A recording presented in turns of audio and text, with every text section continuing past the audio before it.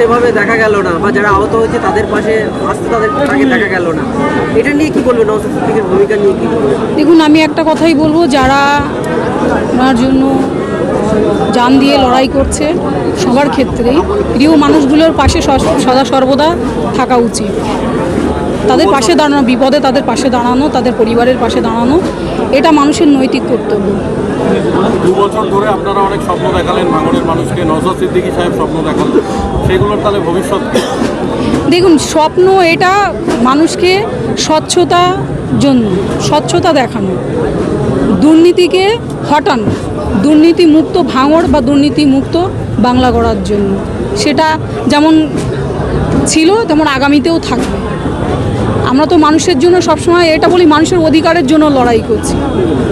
দেখতে হয় পশ্চিমবঙ্গের মুখ্যমন্ত্রী, উনি একজন মাননীয় মুখ্যমন্ত্রী, উনি হচ্ছেন মহিলা, উনি লড়াই করছেন মা বোনেদের জন্য, অনেক উন্নয়নমূলক কাজ করছেন যেগুলো বিগত দিনে কোনো সরকার করেনি। বা আমাদের দলের সেকেন্ড ইন কমান্ড অভিষেক দা করছেন।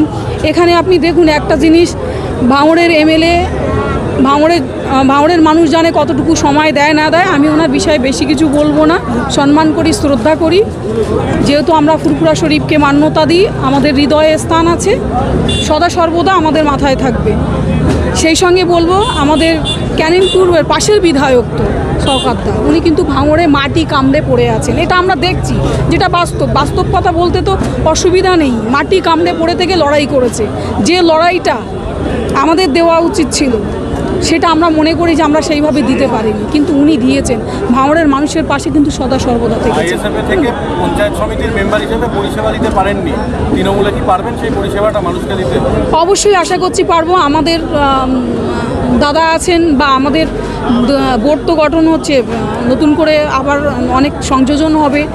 আর যা হয়ে গেছে, কয়েকটা বাকি আছে। এখন সভাপতির এটা সোনালিদি যেহেতু দেখছে, সেটা পঞ্চায়েত সমিতি পরে ঠিক করবে যে কি হবে না